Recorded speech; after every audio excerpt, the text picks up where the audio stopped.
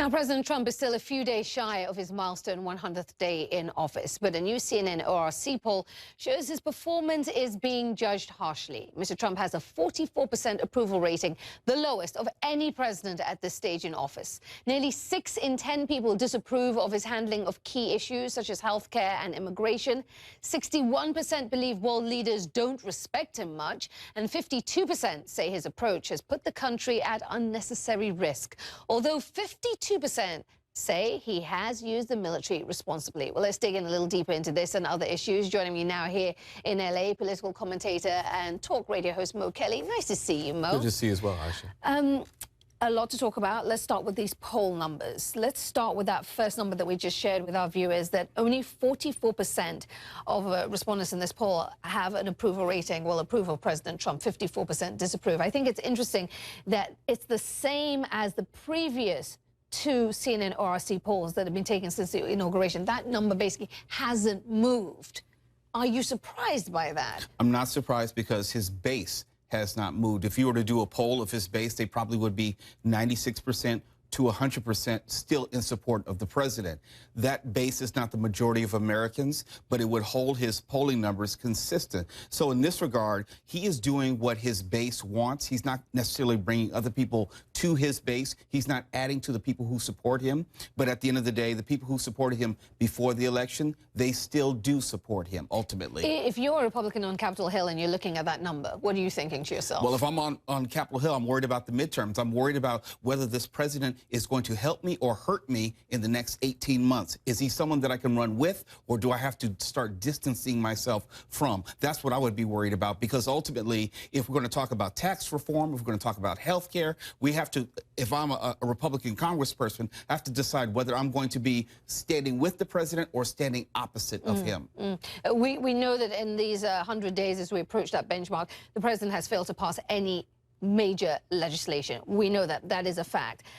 But let's look at how Americans view that. As we said in those numbers, 6 in 10 Americans disapprove of Trump's handling of 2 signature issues. We're talking about health care and immigration. Let's start with the issue of health care. How much has he been hurt by the failed attempt at getting something passed on Capitol Hill? Oh, he's hurt tremendously, if only because he is the titular head of the Republican Party, and the Republican Party has staked its claim that we are here to repeal and replace Obamacare. Anything short of that is a complete failure. Now, they can try to get something through Congress, and it may be something which will pacify the base, but ultimately, until they do that, people are not going to be sympathetic, empathetic, or even supportive of anything this president does vis-a-vis health care until he delivers on his chief primary promise. And the only one that would be 1, and 1A would be immigration, because that's how we were introduced to the candidacy of Donald Trump. When it comes to health care, though,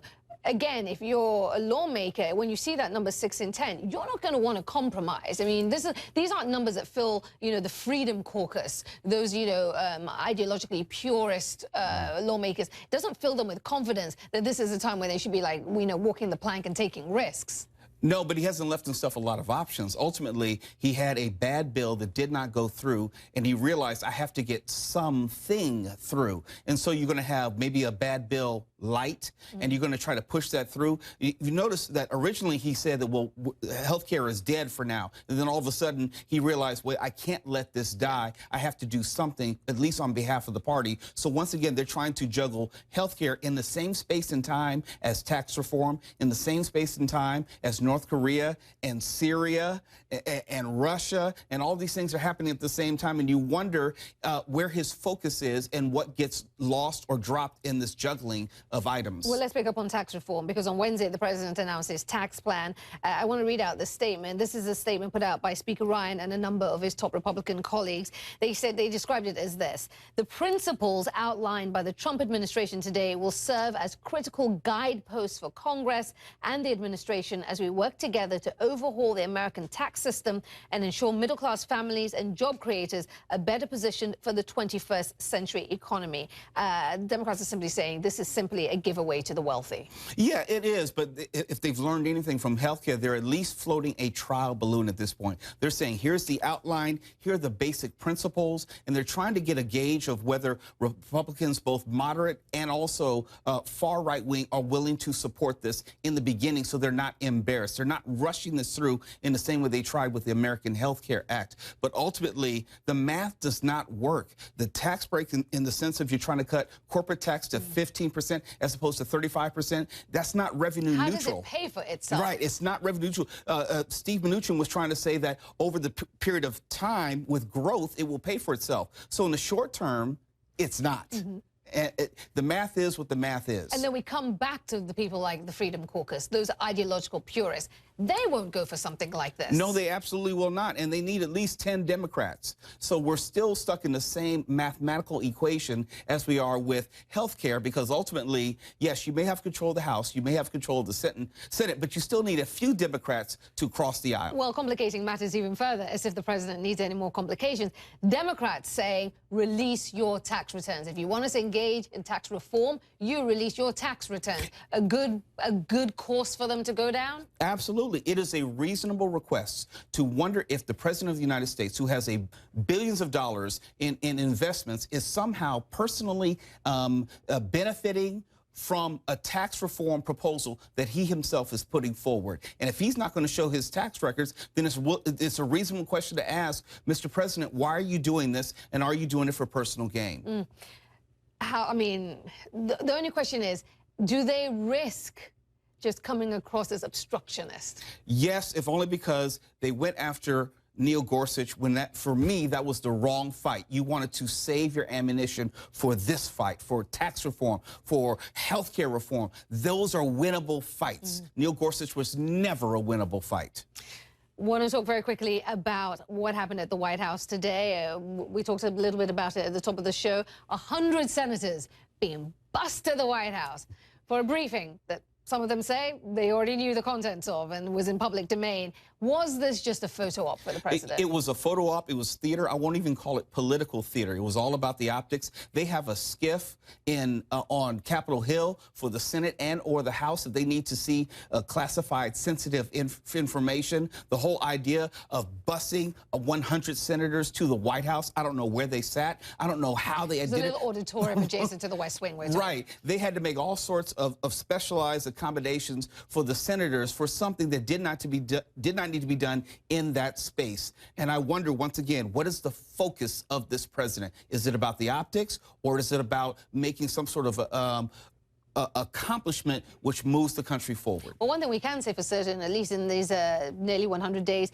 is that the president has made a lot of reversals. That we can say for certain. We might not know about the optics, but the reversals we can speak to.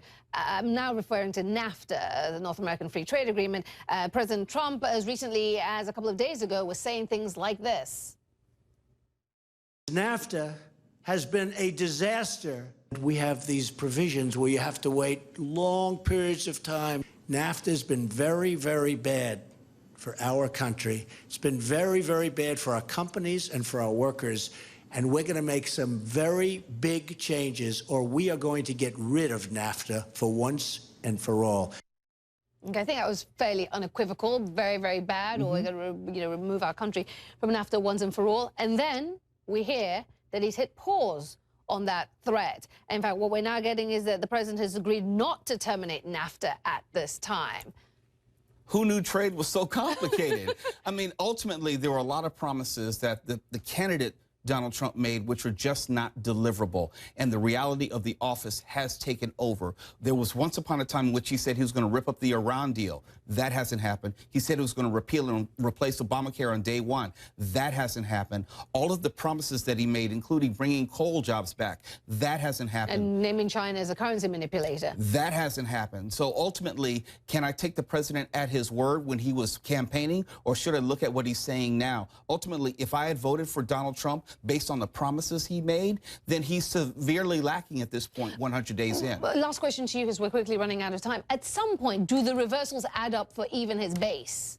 Well, politics are like the weather. They change every 5-6 days. You know, just wait 20 minutes, the weather will change. What happens closer to the midterms will be more determinative of whether he's going to actually hurt the party or not. He has a lot of time to recover. All right, we shall see Mo Kelly, round 2, next hour. Thank you. Thank you.